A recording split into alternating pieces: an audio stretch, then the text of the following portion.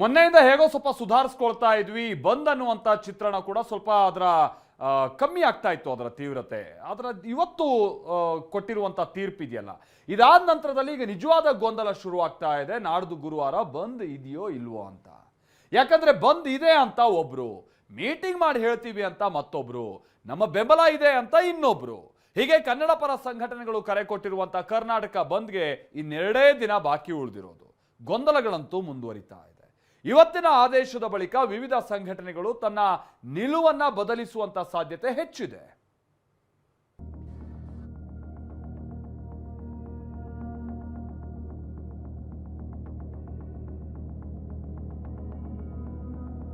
ಕರ್ನಾಟಕ ಬಂದ್ ಮಾಡೇ ಮಾಡ್ತೀವಿ ಎಂದ ವಾಟಾಳ್. ನಾವು ಬಂದ್ ಮಾಡೇ ಮಾಡ್ತೀವಿ, ಬೇರೆ ಮಾತಿಲ್ಲ. ಬಂದ್ ಮಾಡೇ ಮಾಡ್ತೀವಿ.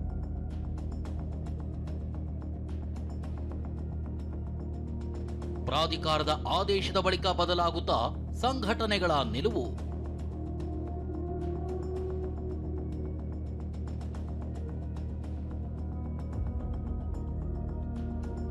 ಕಾವೇರಿ ನೀರು ತಮಿಳುನಾಡಿಗೆ ಹರಿಸಬಾರದು ಅಂತ ಆಗ್ರಹಿಸಿ ಕರ್ನಾಟಕ ಬಂದ್ಗೆ ಕರೆ ನೀಡಲಾಗಿತ್ತು.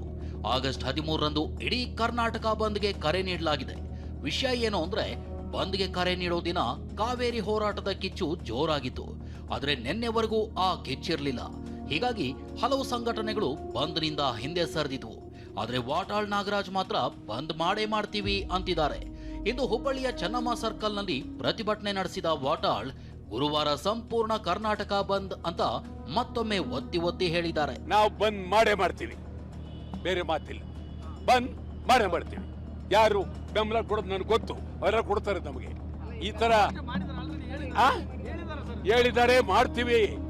ನಾನೇ ಕೇಳಿದ್ದೇನೆ, ನಮ್ಮ ಬಂದ್ಗೆ ಇಡೀ ರಾಜ್ಯಾದ್ಯಂತ ಸಾವಿರಾರು ಸಂಘಟನೆಗಳು ಬೆಳಗಾವಿಯಿಂದ ಚಾಮರಾಜನಗರದವರೆಗೆ, ಮಂಗಳೂರಿನಿಂದ ಕೋಲಾರದವರೆಗೆ ಬೆಂಬಲ ಕೊಟ್ಟಿದ್ದಾರೆ. ಆಯ್ತಾ, ಒಬ್ಬೊಬ್ಬರು ಬೆಂಬಲ ಕೊಡದೇ ಇರಬಹುದು, ಬಿಡೋ ವಿಚಾರ ಬೇರೆ. ಕಾವೇರಿ ಕೊಳದಲ್ಲಿ ಮಳೆಯಾಗಿದ್ರಿಂದ ರೈತರು ಕೂಡ ಹೋರಾಟದಿಂದ ಹಿಂದೆ ಸರಿದಿದ್ರು. ಆದ್ರೆ ಇಂದು ಕಾವೇರಿ ಪ್ರಾಧಿಕಾರ ಮತ್ತೆ ನೀರು ಬಿಡಿ ಅಂತ ಆದೇಶ ಮಾಡ್ತಿದ್ದಂತೆ ಮಂಡ್ಯ ರೈತರು ಕೆರಳಿದ್ದಾರೆ. ಗುರುವಾರದ ಬಂದ್ಗೆ ನಮ್ಮ ಸಂಪೂರ್ಣ ಬೆಂಬಲ ಇದೆ ಅಂತ ಕಾವೇರಿ ಹಿತರಕ್ಷಣಾ ಸಮಿತಿ ಹೇಳಿದೆ. ಈ ನಡೆನ ನೋಡಿ ಹೇಗೆ ನಿರ್ಧಾರ ಮಾಡ್ತಾರೆ ಏನು ಅಂತ ನಾವು ಕೂಡ ಗಮನಿಸ್ತಾ ಇದ್ವಿ. ಅವರು ಬಹಳ ಭವಿಷ್ಯವನ್ನ ಗಂಭೀರವಾಗಿ ಚಿಂತನೆ ಮಾಡೇನೆ ಪೂರ್ವ ಆಲೋಚನೆಯಿಂದ ಬಂದ್ಗೆ ಕರೆ ಕೊಟ್ಟಿದ್ದಾರೆ ಅಂತ ಈಗ ನಮಗಾದ್ರೂ ಅನ್ಸುತ್ತೆ ಈ ಒಂದು ಪರಿಸ್ಥಿತಿಯಲ್ಲಿ. ಹಾಗಾಗಿ ಬಂದನ್ನ ನಾವೆಲ್ಲ ಸೇರೆ ಮಾಡ್ತೀವಿ. ನಾಳೆ ಸಭೆ ನಡೆಸಿ ನಿರ್ಧಾರ ಎಂದ ಕರವೇ. ಇನ್ನು ವಾಟಾಳ್ ಜೊತೆಗೆ ಇರ್ತಿದ್ದ ಕರವೆಯ ಪ್ರವೀಣ್ ಶೆಟ್ಟಿ ಬಂದ್ ಹಿಂಪಡೆಯೋ ನಿರ್ಧಾರ ಮಾಡಿದ್ರು. ನಾಳೆ ಸಭೆ ನಡೆಸಿ ನಮ್ಮ ನಿರ್ಧಾರ ಪ್ರಕಟ ಮಾಡ್ತೀವಿ ಅಂದಿದ್ದಾರೆ. ಆದ್ರೆ ಪ್ರಾಧಿಕಾರದ ಹೊಸ ಆದೇಶದಿಂದ ಕರವೇ ಕೂಡ ಕೆರಳಿತು. ಬಂದ್ಗೆ ಮತ್ತೆ ಬೆಂಬಲ ಕೊಟ್ಟರು ಅಚ್ಚರಿ ಇಲ್ಲ. ನಾವು ನಮ್ಮ ಸಂಘಟನೆ ಎಲ್ಲ ಪದಾಧಿಕಾರಿಗಳನ್ನ ನಾಳೆ ಅಥವಾ ನಾಡ್ದು ನಾವು ಸಭೆ ಕರೆದು, ತುರ್ತಾಗಿ ಸಭೆಯನ್ನು ಕರೆದು ವಾಟಾಳ್ ನಾಗರಾಜ್ ಅವರ ಜೊತೆನೂ ಸಹ ನಾವೆಲ್ಲ ಚರ್ಚೆಯನ್ನು ಮಾಡಿ ಯೋಚನೆ ಮಾಡಿ ನಾಡಿದ ಬೆಳಿಗ್ಗೆ ನಿಮಗೆ ಸ್ಪಷ್ಟವಾದ ಸಂದೇಶವನ್ನು ಕೊಡ್ತೀವಿ. ಬಂದ್ಗೆ ನೀಡಿದ ಬೆಂಬಲ ವಾಪಸ್ ಪಡೆದ ಕ್ಯಾಂಪ್ಸ್. ಇನ್ನು ಬಂದ್ಗೆ ಬೆಂಬಲ ಸೂಚಿಸಿದ್ದ ಕರ್ನಾಟಕ ಖಾಸಗಿ ಶಾಲಾ ಒಕ್ಕೂಟ ಆಗಸ್ಟ್ 13ರಂದು ಶಾಲಾ ಕಾಲೇಜುಗಳಿಗೆ ರಜೆ ಘೋಷಣೆ ಮಾಡಿತು. ಆದ್ರೆ SIR ಮತ್ತೆ ವಿಸ್ತರಣೆ ಆಗಿರೋದ್ರಿಂದ ಬೆಂಬಲ ವಾಪಸ್ ಪಡೆದಿದೆ. ಆದ್ರೆ ನೈತಿಕ ಬೆಂಬಲ ಘೋಷಣೆ ಮಾಡಿದೆ. ಅಂದು ಎಂದಿನಂತೆ ಶಾಲೆಗಳಿರುತ್ತವೆ ಅಂತ ಹೇಳಿದೆ. ಖಾಸಗಿ ಶಿಕ್ಷಣ ಸಂಸ್ಥೆಗಳ ವತಿಯಿಂದ ಕರ್ನಾಟಕ ಬಂದ್ಗೆ ಬೆಂಬಲವನ್ನು ವ್ಯಕ್ತಪಡಿಸಿದ್ವಿ.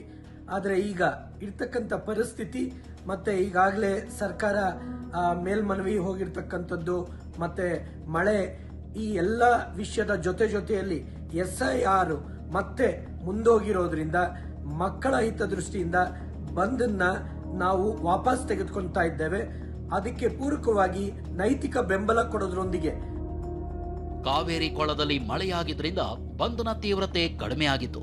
ಆದ್ರೆ ಇಂದಿನ ಆದೇಶ ಕನ್ನಡಿಗರು ಕೆರಳುವಂತೆ ಮಾಡಿದ್ದು. ಸಂಘಟನೆಗಳು ನಾಳೆ ಯಾವ ನಿರ್ಧಾರ ಕೈಗೊಳ್ಳುತ್ತವೆ ಅನ್ನೋದು ಕುತೂಹಲ ಮೂಡಿಸಿದೆ. ಮಂಡ್ಯದಿಂದ ದಿಲೀಪ್, ಹುಬ್ಬಳ್ಳಿಯಿಂದ ಸಂಜಯ್ ಜೊತೆ ಶಿವರಾಜ್ ಕುಮಾರ್, TV9 ಬೆಂಗಳೂರು.